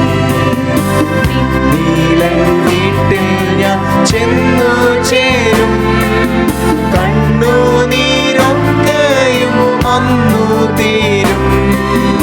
എണ്ണിയാൽ തീരാത്ത കൃപകൾ വർണ്ണിച്ചു പാദത്തിൽ വീണിടും ഞാൻ. എണ്ണിയാൽ തീരാത്ത കൃപകൾ വർണ്ണിച്ചു പാദത്തിൽ വീണിടും ഞാൻ. വിശ്വാസ ജീവിത പാടകിൽ ഞാൻ സിയോൻ നഗരിയിൽ പോകുന്നു. ഞാൻ വിശ്വാസനായകൻ യേശുവേ നോക്കി വിശ്രമദേശത്തു പോകുന്നു. ഞാൻ വിശ്വാസനായകൻ യേശുവേ നോക്കി വിശ്രമദേശത്തു പോകുന്നു. ഈ സമയം ബഹുമാനപ്പെട്ട പാസ്റ്റർ വി കെ ജോൺ നമ്മെ പ്രാർത്ഥനയിൽ നയിക്കും. നമുക്ക് കണ്ണുകളെ അടച്ച് നമുക്ക് പ്രാർത്ഥിക്കാം. പരിശുദ്ധന നിധിനുമായ ദൈവമേ, സ്വർഗസ്വപിതാവാ നല്ല കർത്താവേ, ഈ നല്ല പ്രഭാതത്തിനായി ഞങ്ങളങ്ങേ സ്തുതിക്കുന്നു, മഹത്വപ്പെടുത്തുന്നു. ആലയത്തിലേക്ക് കടന്നു വരുവാനും ശാബത്ത് സ്കൂളിൽ പങ്കെടുക്കുവാനും വിലയേറിയ പാഠങ്ങൾ പഠിക്കുവാനും സ്വർഗത്തിലെ ദൈവം ഒരവസരം കൂടെ ദാനം ചെയ്ത മഹാകൃപയ്ക്കായി സ്തോത്രം. ഞങ്ങൾ പഠിച്ച പാഠങ്ങൾക്കനുസരിച്ച് കർത്താവിൽ ആശ്രയം വെച്ചുകൊണ്ട് മുൻപോട്ട് നീങ്ങുവാൻ, പ്രത്യാശയുള്ളവരായി വിശ്വാസത്തിൽ മുൻപോട്ട് നീങ്ങുവാൻ ഞങ്ങളെല്ലാവരെയും സഹായിക്കുമാറാണെന്ന് പ്രാർത്ഥിക്കുന്ന കർത്താവേ, ഈ ശുശ്രൂഷയിൽ പങ്കെടുത്ത എല്ലാവരെയും ശക്തിപ്പെടുത്തി ബലപ്പെടുത്തിയിരിക്കാൻ സ്തോത്രം. ശുശ്രൂഷയുടെ ആദ്യകളൊന്നും കൂടെ ഇരുന്നതിനായി സ്തോത്രം. യേശു ക്രിസ്തുവിന്റെ നാമത്തിൽ ചോദിക്കുമ്പോൾ കൃപയോടെ കേൾക്കുമാറാണമേ. ആമേൻ. ദൈവനാമത്തിന് മഹത്വം ഉണ്ടാകട്ടെ. ആലപ്പുഴ പത്തനംതിട്ട സെക്ഷൻ്റെ ഇന്നത്തെ ശാബത്ത് സ്കൂൾ ശുശ്രൂഷ ഏറ്റെടുത്ത് അനുഗ്രഹപ്രദമായി ചെയ്ത എല്ലാ ദൈവമക്കളെയും ദൈവകരങ്ങളിൽ ഏൽപ്പിച്ച് പ്രാർത്ഥിക്കുന്നു. ഇനിയുള്ള കാലങ്ങളിലും ദൈവത്തിനായി ശുശ്രൂഷകൾ ചെയ്യാൻ ദൈവം എല്ലാവരെയും ഇടയാക്കട്ടെ എന്ന് പ്രാർത്ഥിക്കുന്നു. തുടർന്നുള്ള സമയം പാഠപഠനത്തിനായിട്ടുള്ളതാണ്. അതിലേക്ക് മിസ്സസ് ശോശാമ ഫിലിപ്പിനെ പ്രാർത്ഥനയോടുകൂടി സ്വാഗതം ചെയ്യുന്നു.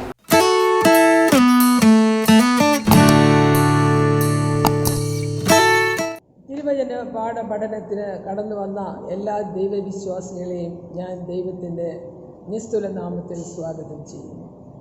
പാഠപഠനത്തിന് മുമ്പായി നമുക്കൊരു വാക്ക് പ്രാർത്ഥിക്കാം. കരുണാസമ്പന്ന നീതിമാനുമായ അടിയങ്ങളുടെ സ്വർഗ്ഗീയ വാഴ്ത്തപ്പെട്ട നല്ല ദൈവമേ, ഞങ്ങൾ വചനം വായിക്കുവാനും പഠിക്കുവാനും അത് ധ്യാനിക്കുവാനും വന്നിരിക്കുമ്പോൾ അങ്ങയുടെ ആത്മാവിൻ്റെ കൃപ ധാരാളമായി ഞങ്ങളുടെ മേലുണ്ടാകണം. പാഠം പഠിക്കുന്ന എല്ലാവരും ദൈവം അനുഗ്രഹിക്കണം, കൃപയിലും കരുണയിലും കാക്കണം. എല്ലാം യേശുവിൻ്റെ ധന്യനാമത്തിൽ തന്നെ. ആമേൻ.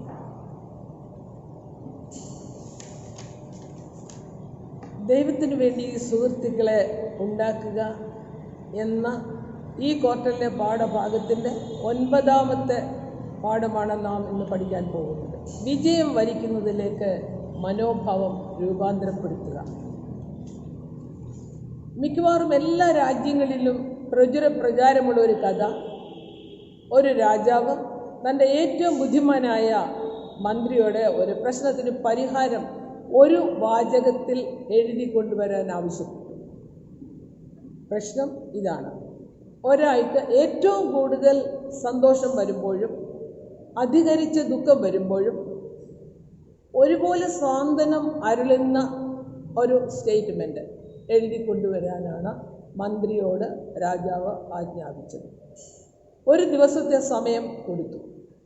അടുത്ത ദിവസം പുലർക്കാലെ ഈ മന്ത്രി പ്രശ്നത്തിന് ഉത്തരം എഴുതി രാജസന്നിധിയിലെത്തി രാജാവിൻ്റെ കയ്യിൽ താൻ എഴുതിയ സ്റ്റേറ്റ്മെൻറ്റ് കൊടുത്തു.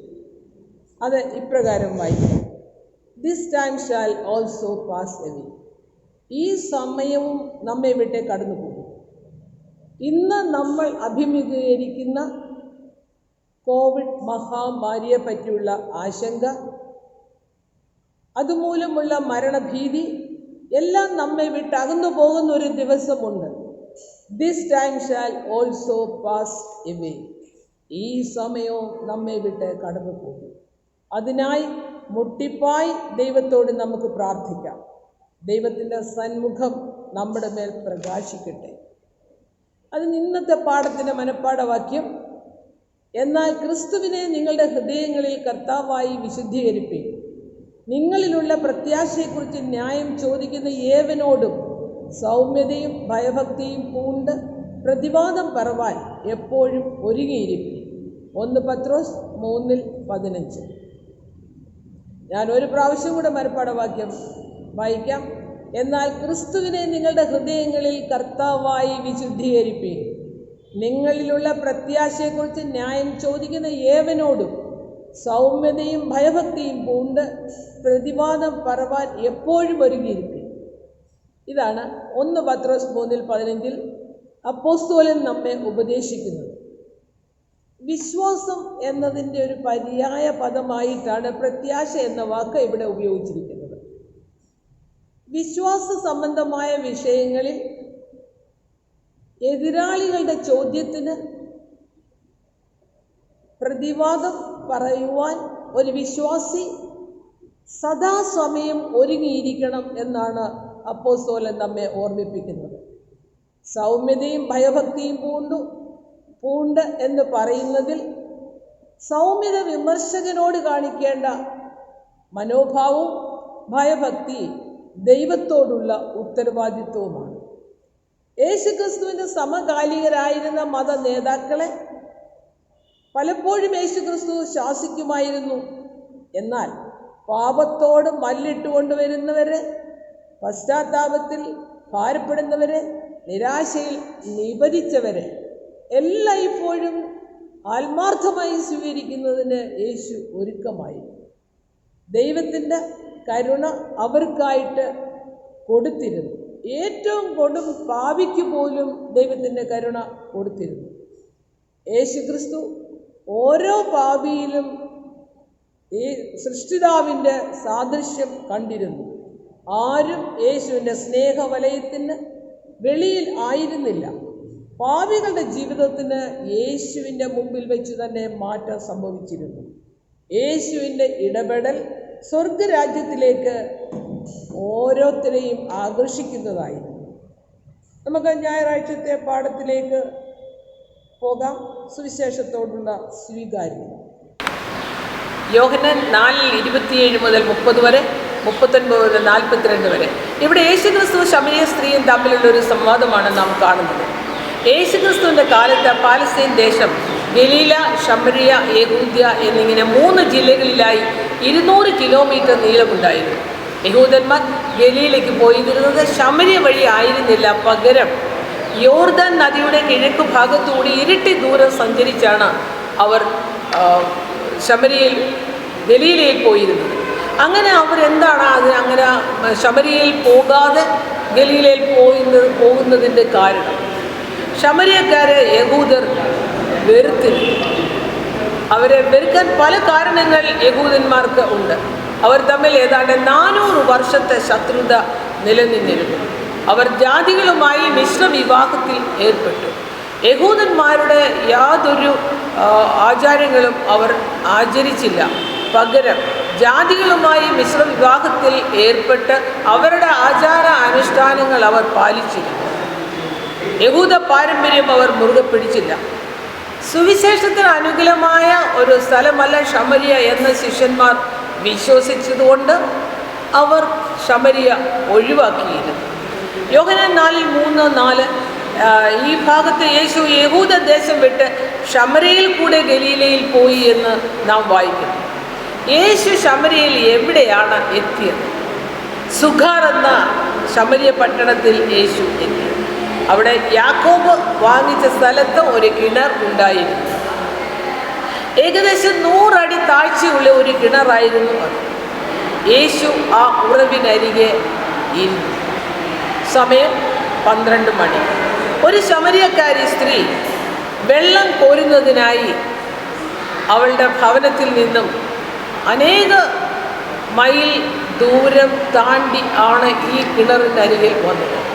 അവിടെ ജോസഫീസ് എന്ന് പറയുന്ന യഹൂദ ചരിത്രകാരൻ പറയുന്നത് 6 മൈൽ ദൂരം സഞ്ചരിച്ചാണ് ഈ യാക്കോബിൻ്റെ ഉറവിനരികെ അവൾ വെള്ളം കോരാൻ വന്നത് എന്ന് പറയും.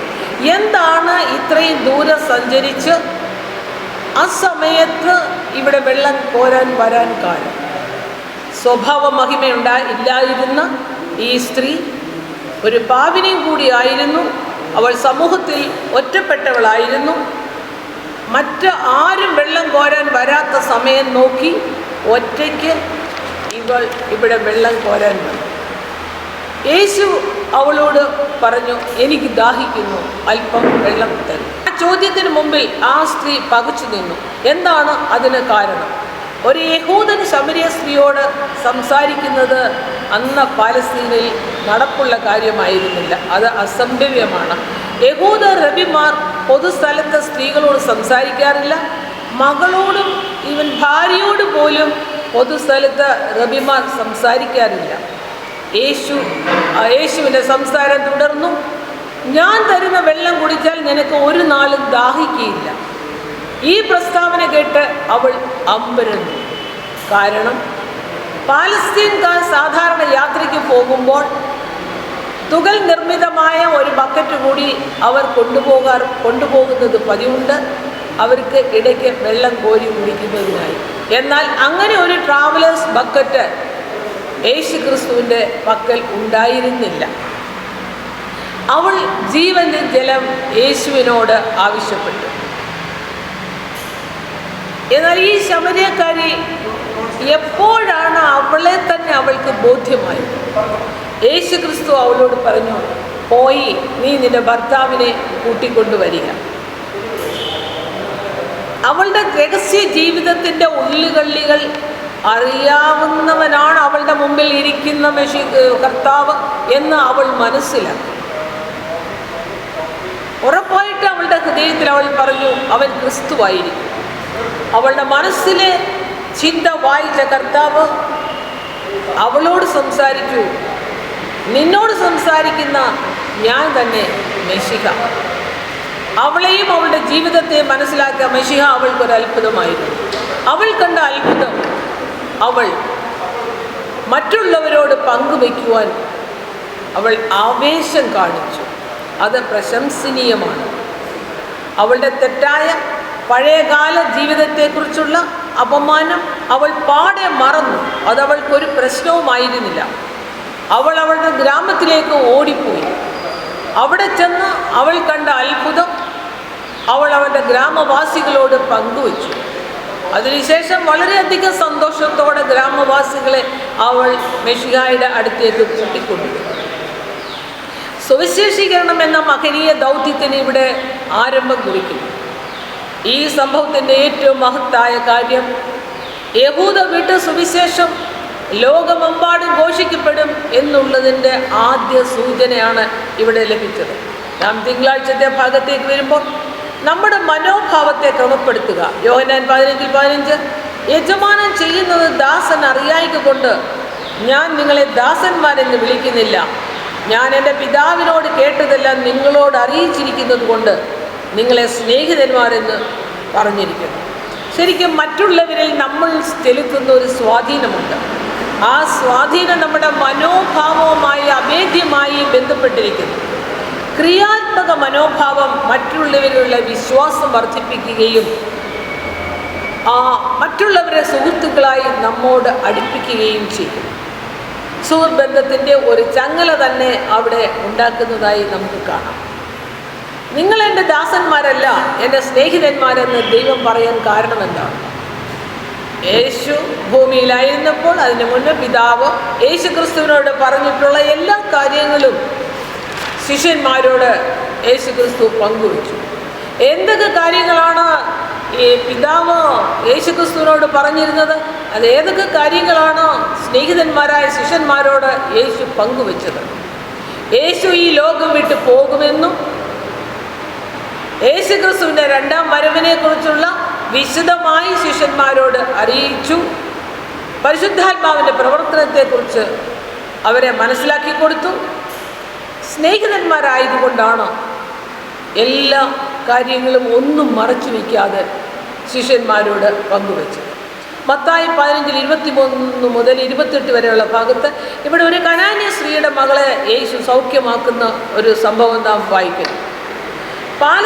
പാലസ്തീൻ നാടിന് വെളിയിൽ കർത്താവ് പോയതായി രേഖപ്പെടുത്തിയിരിക്കുന്ന ഏക സംഭവമാണ് ഇത്. എന്താണ് ഇങ്ങനെ യേശു ക്രിസ്തു പാലസ്തീൻ വിട്ട് പോകാൻ കാര്യം? പരീശന്മാരിൽ നിന്നും സാദൂക്യരിൽ നിന്നും അകലം പാലിച്ച് തൻ്റെ യാഗബലിക്കായി തന്നെ തന്നെ ഒരുക്കിയെടുക്കണം. മാത്രമല്ല അതിന് ശിഷ്യന്മാരെയും ഒരുക്കിയെടുക്കേണ്ടതിൻ്റെ ആവശ്യമുണ്ട്. കനാന്യർ യഹൂദൻ്റെ പരമ്പരാഗത ശത്രുക്കൾ തന്നെയാണ് എന്ന് യഹൂദ ചരിത്രകാരനായ ജോസീഫിയസ് പറയുന്നു. യേശുക്രിസ്തുവിൻ്റെ അത്ഭുത രോഗശാന്തിയെക്കുറിച്ച് കേട്ടറിഞ്ഞ് ഈ കനാന്യ സ്ത്രീ കർത്താവിൻ്റെ കരുണയ്ക്കായി യാചിക്കുന്നു. കനാന്യ സ്ത്രീയുടെ ആവശ്യം എന്താണ്? അവൾ യേശുവിനെ എങ്ങനെ സംബോധന ചെയ്തു? കർത്താവേ, ദാവീദ് പുത്ര, എന്നോട് കരുണ തോന്നണമേ. അവളുടെ ആവശ്യം അവളുടെ ദീനമായി കിടന്ന അവളുടെ മകളുടെ സൗഖ്യം. യേശുക്രിസ്തു ആ സമയത്ത് എങ്ങനെ പ്രതികരിച്ചു? യേശുക്രിസ്തു ആ മാത്രയിൽ ഒന്നും സംസാരിച്ചില്ല, മൗനം പാലിച്ചു. യേശു ഇങ്ങനെ ഒരു മറുപടി, അതിനുശേഷം യേശു ഒരു മറുപടി പറഞ്ഞു, മക്കളുടെ അപ്പം നായ്ക്കുട്ടികൾക്ക് കൊടുക്കുന്നത് നന്നല്ല. യേശു ഇങ്ങനെ ഒരു മറുപടി പറയാൻ എന്താണ് കാരണം? യഹൂദന് കനാന്യരും ചിരകാല ശത്രുക്കൾ ആണ്. ദൈവം ശപിച്ച ഒരു ജാതിയാണ്. യഹൂദൻ അനുഭവിക്കുന്ന യാതൊരു ആനുകൂല്യവും ഈ കനാന്യർക്കില്ല. യഹൂദർ വെറുക്കുന്ന കനാന്യരെ യഹൂദൻ നായ എന്ന് വിളിക്കുമായിരുന്നു. മാത്രമല്ല അന്നത്തെ യഹൂദർ പുറം ജാതിക്കാരെ എങ്ങനെയാണ് സംബോധന ചെയ്യുന്നതും അവരെങ്ങനെയാണ് വിലയിരുത്തുന്നതും ഇതിൽ നിന്ന് വ്യക്തമായി അവർക്ക് മനസ്സിലാക്കി കൊടുക്കുന്നതിന് വേണ്ടിയാണ്. കനാന്യ സ്ത്രീയെ നമ്മളൊന്ന് വിലയിരുത്തിയാൽ എങ്ങനെ നമ്മൾ അവരെ വിലയിരുത്തും? കനാന്യ സ്ത്രീയുടെ മറുപടി വളരെയധികം യുക്തിസഹജമാണ്. യേശുവിൻ്റെ വാദഗതി അവൾ പൂർണ്ണമായി അംഗീകരിച്ചു.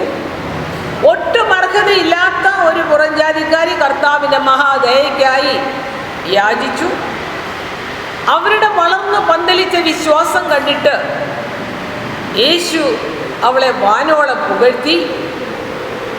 അവളുടെ അചഞ്ചല വിശ്വാസം കണ്ടിട്ട് കർത്താവിൻ്റെ പ്രസ്താവന, സ്ത്രീയെ, നിന്റെ വിശ്വാസം വലുത്, നിന്റെ ഇഷ്ടം പോലെ നിനക്ക് ഭവിക്കട്ടെ. ആ മാത്രയിൽ തന്നെ അവളുടെ മകൾക്ക് സൗഖ്യം വന്നു. വീണ്ടും വീണ്ടും കർത്താവിനോട് സൗഖ്യം ആവശ്യപ്പെടാൻ അവൾക്ക് പ്രേരണയായത് കർത്താവിനോടുള്ള അവളുടെ സ്നേഹമാണ്. ദൈവത്തിൻ്റെ സാമീപ്യം മൂലം അവളുടെ വിശ്വാസം വർദ്ധിച്ചുകൊണ്ടേയിരുന്നു.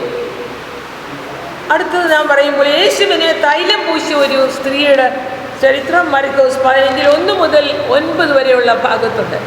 കനാന്യ സ്ത്രീയുടെ കാര്യം പറഞ്ഞ് അവസാനിപ്പിച്ചപ്പോൾ ഒരു യഹൂദ സ്ത്രീയായി ചർച്ചാ വിഷയം.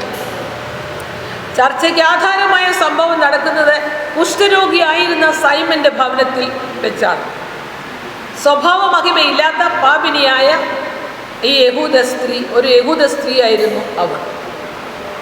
വിലയേറിയ മാർബിളിൽ കൊത്തിയുണ്ടാക്കിയ ഒരു ഭരണിയിൽ സൂക്ഷിച്ചിരുന്ന വിലയേറിയ പരിമള തൈലം അവൾ കൊണ്ടുവന്ന് കുപ്പി പൊട്ടിച്ച് യേശുക്രിസ്തുവിൻ്റെ തലയിൽ ഒഴിച്ചു എന്ന് മത്തായിയും പാദത്തിൽ ഒഴിച്ചു എന്ന് മർക്കോസും പറയുന്നു. എന്തുകൊണ്ടാണ് ഈ പാത്രം പൊട്ടിച്ചത്? പഴയ കാലത്ത് പാലസ്തീനയിൽ വിശിഷ്ടാതിഥികൾക്ക് തൈലം പൂശുമ്പോൾ ബോട്ടിൽ പൊട്ടിച്ച് കളയുന്ന ഒരു പതിവുണ്ടായിരുന്നു. കാരണം ആ ബോട്ടിൽ പിന്നീട് ആർക്കും ഉപയോഗിക്കാൻ പാടില്ല. അതിൻ്റെ വില ഏതാണ്ട് 300 ദീനാർ. ഒരു ദീനാർ എന്ന് പറയുന്നത് ഒരു കൂലിക്കാരൻ്റെ ഒരു ദിവസത്തെ വേതനം. അങ്ങനെയെങ്കിൽ ഒരാളുടെ ഒരു വർഷത്തെ വേതനമാണ് 300 ദീനാർ. പുരാതന കാലത്തെ യഹൂദയിൽ അതിഥികൾ വീട്ടിൽ വരുമ്പോൾ 1-2 തുള്ളി സുഗന്ധ തൈലം പുരട്ടി അവരെ സ്വീകരിക്കുക പതിവാണ്. ഇന്ന് നമ്മുടെ നാട്ടിലും കുറച്ച് വർഷങ്ങൾക്ക് മുൻപ് അങ്ങനെ ഒരു ചടങ്ങ് ഉണ്ടായിരുന്നു. വിവാഹാനന്തരം സദ്യയ്ക്ക് പന്തലിലേക്ക് ആളുകൾ കടന്നു പോകുമ്പോൾ വാതിലിൽ നിന്ന് പനിനീർ അതിഥികളുടെ ദേഹത്തേക്ക് തളിക്കുന്ന ഒരു പതിവ് ഉണ്ടായിരുന്നു.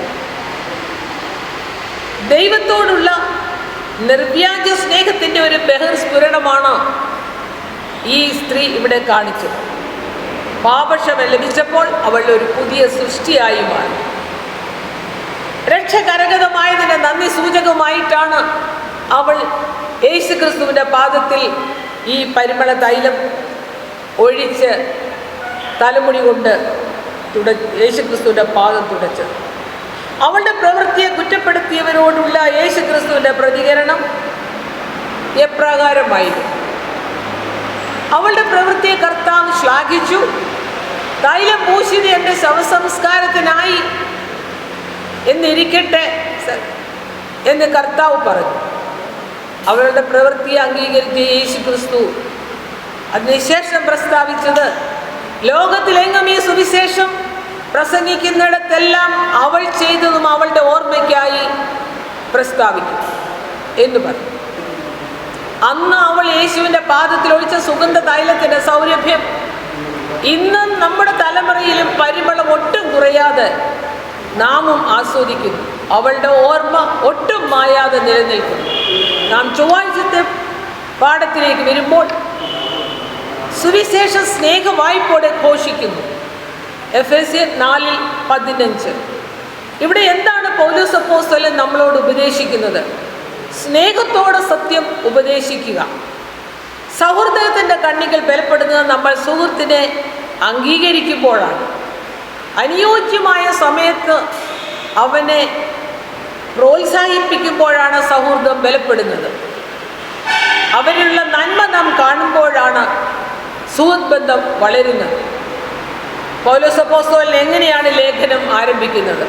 1 തെസ്സലോനിക്കർ 1:1-4 വരെയുള്ള ഭാഗത്ത് സഹോദരന്മാരെ എന്ന് സംബോധന ചെയ്തുകൊണ്ടാണ് പൗലോസ് അപ്പോസ്തലൻ തൻ്റെ ലേഖനം ആരംഭിക്കുന്നത്.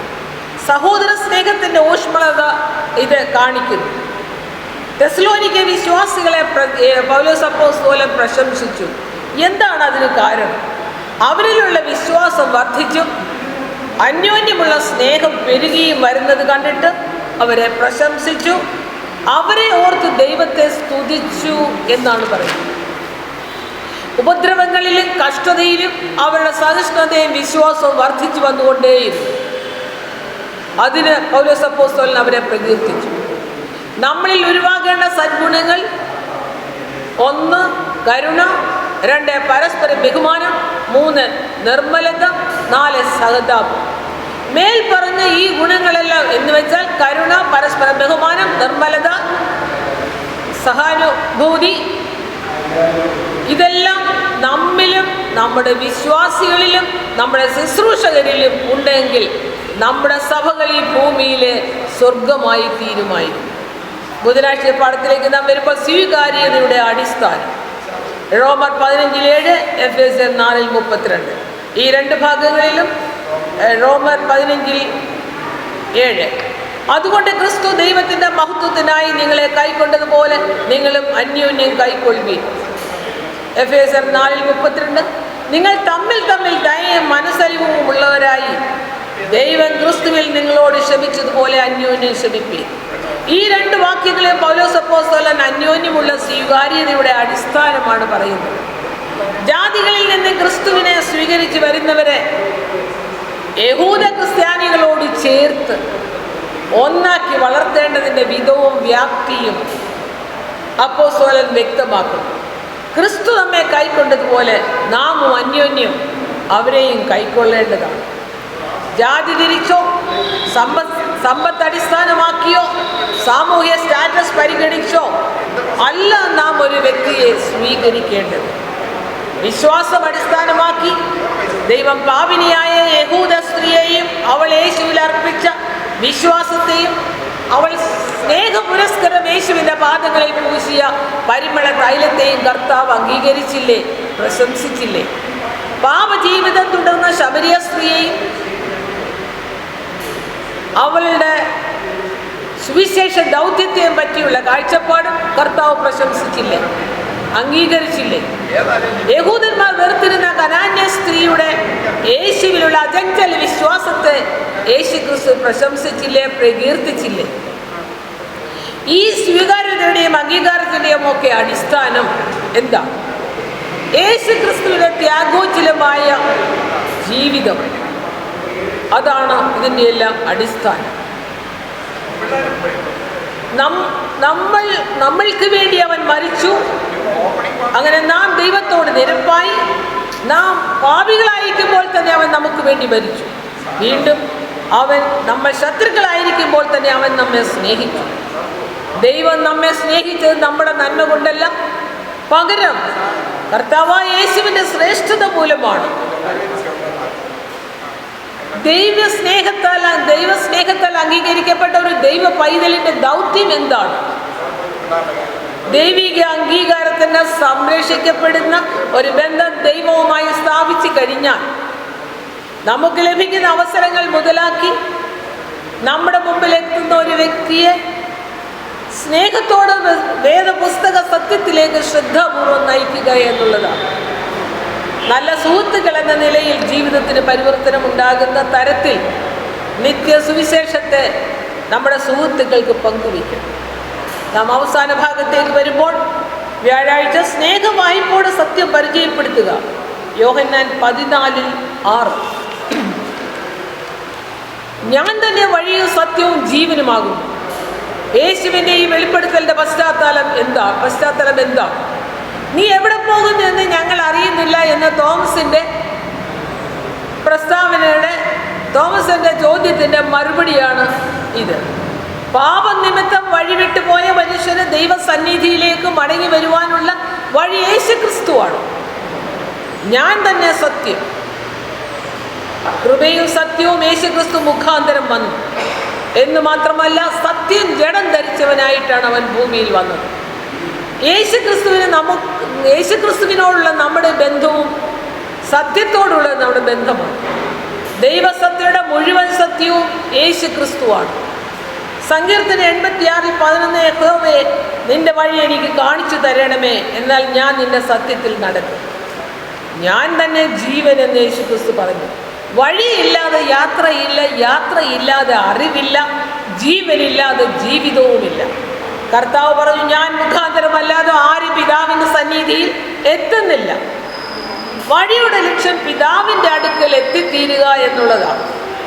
ഞാൻ മുഖാന്തരം എന്ന് കർത്താവ് പറയുമ്പോൾ ഞാൻ സ്ഥാപിച്ച വീണ്ടെടുപ്പിൻ വേലയുടെ എല്ലാ ഘടകങ്ങളും ഉൾപ്പെടുത്തിക്കൊണ്ടാണ് യേശുക്രിസ്തു അങ്ങനെ പറയുന്നത്. അതായത് മനുഷ്യാവതാരം, ലോകജീവിതം, പ്രായശ്ചിത്ത ബലി, പുനരുദ്ധാനം, സ്വർഗാരോഹണം. യേശുക്രിസ്തു അനേക വഴികളിൽ ഒന്നല്ല, ഏക വഴിയാണ്. യേശുക്രിസ്തു ജീവനാണ്, നിത്യജീവന്റെ ഉറവിടമാണ്. യേശുവിനെ കൈക്കൊള്ളുന്നവന് നിത്യജീവൻ ലഭിക്കും. സ്നേഹവായ്പോട് സത്യം പരിചയപ്പെടുത്തുക എന്ന ബന്ധത്തിൽ പൗലോസ് അപ്പോസ്തലൻ തന്റെ യുവ സുവിശേഷകനായ തീമോഥെയോസിന് എന്തുപദേശമാണ് കൊടുക്കുന്നത്? വചനം പ്രസംഗിക്കാം, സമയത്തിലും അസമയത്തിലും ഒരുങ്ങിയിരിക്കുക, സകല ദീർഘക്ഷമയോടും ഉപദേശത്തോടും കൂടെ ശാസിക്കുക. അതാണ് പൗലോസ് അപ്പോസ്തലൻ കൊടുത്തത്. ഞാൻ വീണ്ടും അതൊന്നുകൂടെ ആവർത്തിക്കുന്നു. വചനം പ്രസംഗിക്കാം, സമയത്തിലും അസമയത്തിലും ഒരുങ്ങി നിൽക്കാം, സകല ദീർഘക്ഷമയോടും ഉപദേശത്തോടും കൂടെ ശാസിക്കുക, തർജ്ജനം ചെയ്യുക, പ്രബോധിപ്പിക്കുക. ഒരു സുവിശേഷകന് അത്യാവശ്യം ഉണ്ടാകേണ്ട പ്രധാന ഗുണവിശേഷങ്ങളാണ് പൗലോസ് അപ്പോസ്തലൻ തീമോഥെയോസിന് വെളിപ്പെടുത്തി കൊടുത്തത്. എന്നാൽ ഇതിൽ ഏറ്റവും പ്രധാനമേറിയത് എന്ന് വെച്ചാൽ അതിപ്രധാനമായത് വചനഘോഷണത്തിന് സമയത്തും അസമയത്തും ഒരുങ്ങിയിരിക്കുക എന്നുള്ളതാണ്. ക്രിസ്തുവിൽ ഒരു ഇടയൻ്റെ ആർദ്രത നമുക്ക് കാണാൻ കഴിയും, ഒരു പിതാവിൻ്റെ വാത്സല്യം നമുക്ക് കാണാൻ കഴിയും, ഒരു രക്ഷകൻ്റെ അതുല്യ കൃപ.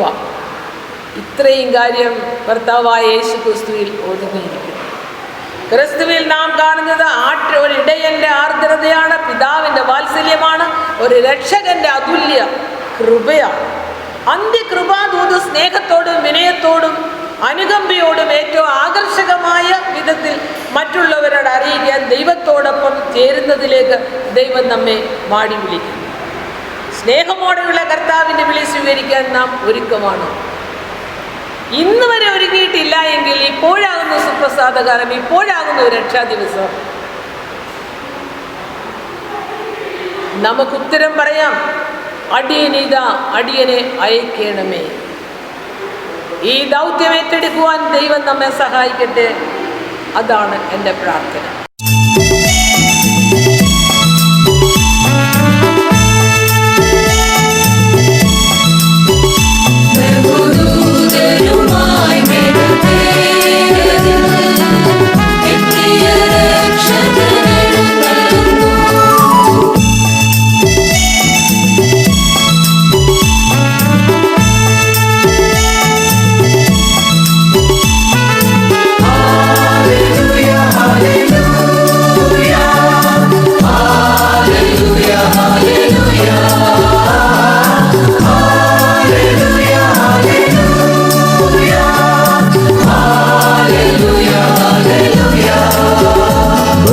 ബഹുദൂതരുമായി മേഘത്തേരതിൽ എൻ പ്രിയ രക്ഷകനെഴുന്നള്ളുന്നു. ബഹുദൂതരുമായി മേഘത്തേരതിൽ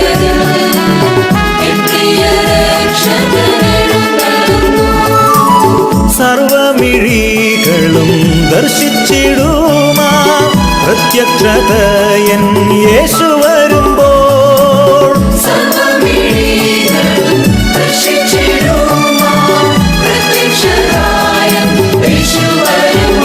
ബഹുദൂതരുമായി മേഘത്തേരതിൽ എൻ പ്രിയ രക്ഷകനെഴുന്നള്ളുന്നു.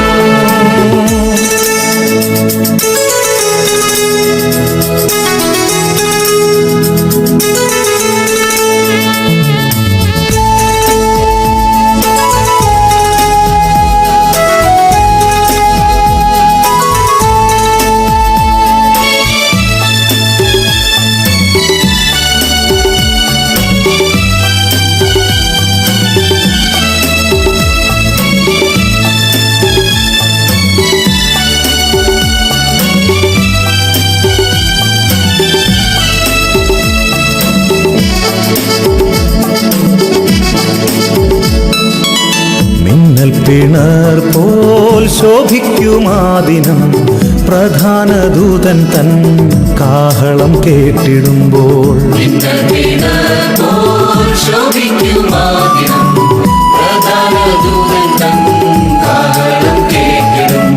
ശുദ്ധരിൻ ഗണമുയർക്കുമക്ഷയരായി മറുരൂപം പ്രാപിക്കും അന്നാളിൽ നാം.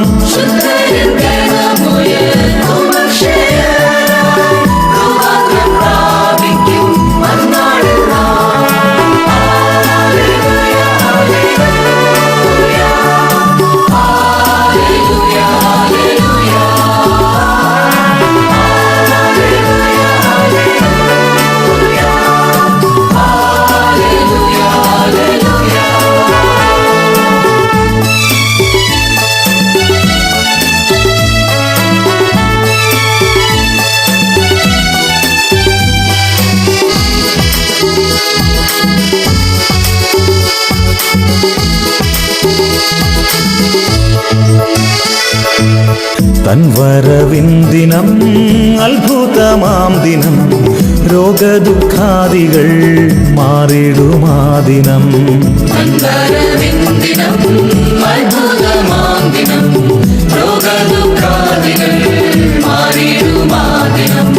നമുക്കായൊരുക്കിയ അത്ഭുത ഭവനം കർത്തൻ വരവിനായൊരുങ്ങിടുക.